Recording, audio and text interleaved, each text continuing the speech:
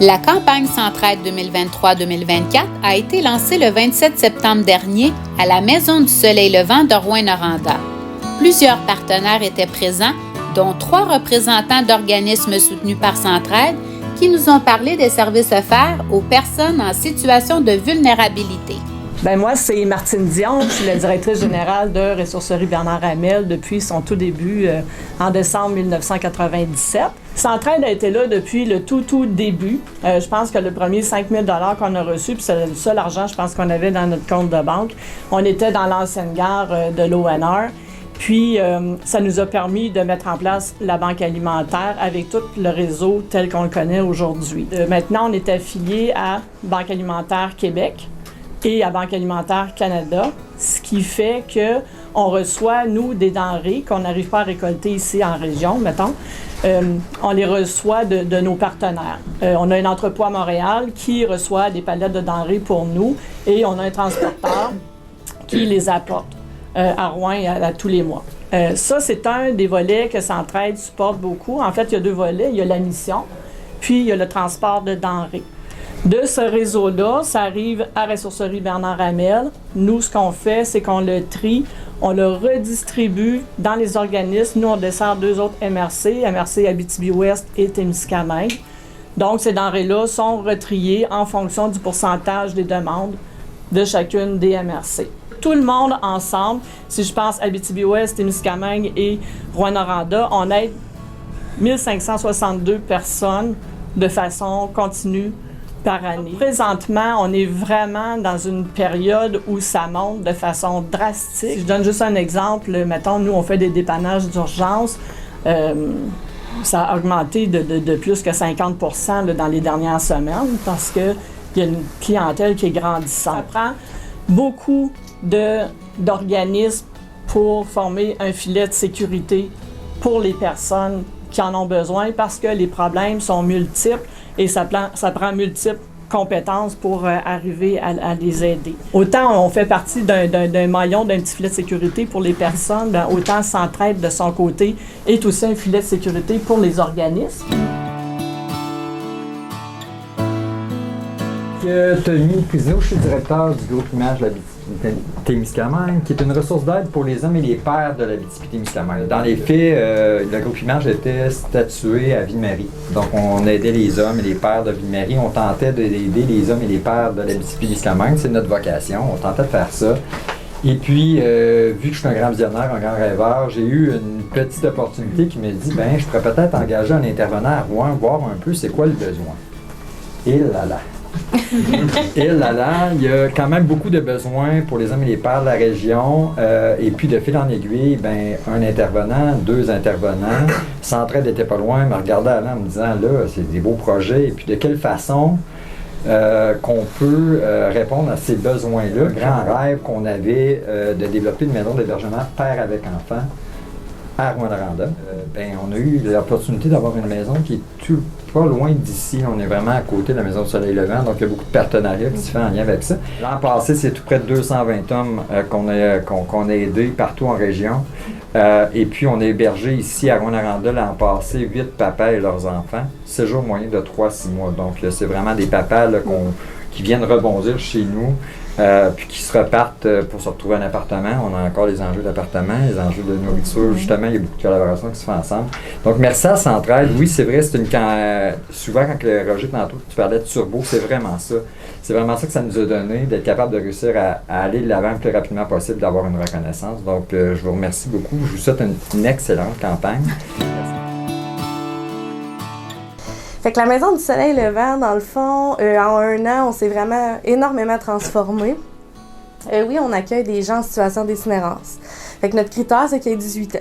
Fait qu'on a notre premier volet qui s'appelle le refuge. Fait que le refuge, dans le fond, c'est le concept d'abriter les gens. C'est des gens qui ont besoin d'être à l'abri pour une nuit. Donc, on parle des gens qui vont arriver ici à partir de 21 h, qui vont avoir le droit à une soupe, un lit, une douche, laveuse-sécheuse à 8 h le matin. Ils déjeunent, mais ils doivent quitter pour la journée. Fait que souvent, si ça répond à leurs besoins à eux, c'est pas nécessairement des gens qui veulent plus. Fait qu'on a 8 places, c'est gratuit. On a l'autre volet qui est la maison. La maison, c'est des chambres partagées. Fait qu'à ce moment-là, c'est vraiment, on habite la maison. Fait qu'on sent qu'une démarche, une volonté de la personne à ce qu'il se passe quelque chose. Il y a un petit quelque chose qui se passe, une démarche. Fait que les gens, ils habitent vraiment ici, donc ils mangent ici, ils dorment ici, ils font leur lavage, ils viennent dans le salon, ils peuvent inviter des amis, tout ça. C'est 10 $ par jour, il n'y a pas de temps défini, c'est vraiment selon leur objectif, tu sais, vraiment. Puis on a aussi l'étage, que c'est vraiment 7 studios. Qui sont équipés, là, micro-ondes, toaster, un petit lavabo, leur clé, tout ça. Il y a une cuisine collective, il y a des salles de bain, des laveurs sécheurs, c'est que vraiment eux autres, ils habitent aussi en haut, mais c'est vraiment plus chez eux, là. Ils sont plus autonomes, on n'est pas le même degré là, d'autonomie. C'est 26 places totales qu'on a présentement. On est encore déjà plein, malgré tout ça. On a eu vraiment une belle entente là, de collaboration avec Centraide. Ça a été vraiment agréable parce que, dans le fond, en 2022, l'organisme a fermé pendant 2 mois. Il manquait de personnel, vraiment. Il y a eu plein de modifications, dans le fond, à l'organisme. Puis, quand Mélanie m'a interpellée, on sentait, oui, il y a un besoin, dans le fond. Puis, il y avait du financement avant. Là, il n'y en avait plus. Comment qu'on peut faire pour remettre tout ça en branle? Fait que c'est sûr qu'on a dit oui, on veut avoir Mélanie avec nous autres. Je m'appelle Louis, je vais avoir 59 ans au mois d'octobre. Ça fait quasiment 1 an que je suis ici. Au début, mon parcours commençait un peu par pourquoi je suis rendu ici. Moi, ça allait pas bien dans ma vie. Je veux dire, honnêtement, je suis un ancien ex-toxicomane. J'ai été en thérapie, j'ai été en psychiatrie. J'ai appris à marcher à l'âge de 50 ans. Puis quand je suis arrivé ici, j'étais chanceux, il était 11h le soir, il y avait une grosse tempête de neige. Puis il restait un lit. J'ai réussi à avoir ce lit-là.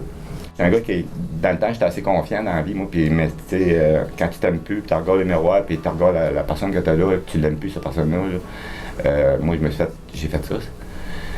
Puis eux autres se sont aperçus que moi, j'ai commencé tout de suite avec la vision travail, j'ai commencé tout de suite à me reprendre en main, à vouloir monter à la côte, parce que j'ai une capacité quand même à faire ça.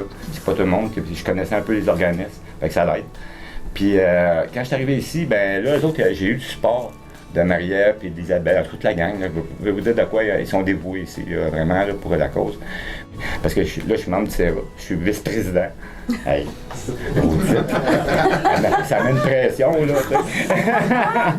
Puis, ça pour dire que, tu sais, l'itinérance, faut pas l'ignorer, il faut pas... tu sais, ça serait pas des endroits comme ici, là, souvent, on retrouvait du monde comme à Montréal, un moment donné, dans les bancs de neige, qui sont morts gelés dans les bancs de neige d'hiver, puis tu sais, mais tu sais, c'est pas tous des toxicomanes, puis des... tu sais, faut pas... Tu sais, c'est plus il y a beaucoup de jeunes à ça. Tu sais, avant, on voyait, c'était le robineux, là, avec la grosse barbe, puis tu sais, on voyait ça, c'est typique du robineux de l'époque. Puis, mais aujourd'hui, ça touche tout le monde. Moi, je fais du meeting, puis je vous mens pas, dans un meeting AA et ANA, beaucoup de jeunes, dans 20 ans. Puis, je suis content, moi, de les voir là, parce que les autres, moi, j'ai frappé mon mur avant d'avouer mon problème. Un coup, tu l'as avoué, tu as à moitié ton problème de régler. Mais je suis content qu'elle m'a demandé de participer à ça parce que, tu sais, veux pas, je représente un peu la gang qui vit ici. Mm-hmm. Puis, c'est pour dire que, tu sais, oui, il y a des problématiques. Puis, parce qu'ici, les autres, ils accueillent toutes sortes de monde. Tu sais, c'est tout du monde qui ont des parcours différents. On ne sait pas le parcours, puis ça arrive un peu partout. Puis, il y en a de la problématique qui est plus grave que d'autres. C'est pas. Tout le monde n'est pas au même niveau là-dedans. Fait que d'autres sont là pour nous aider. S'il y a un problème, ils nous aident. Puis ils sont là pour ça.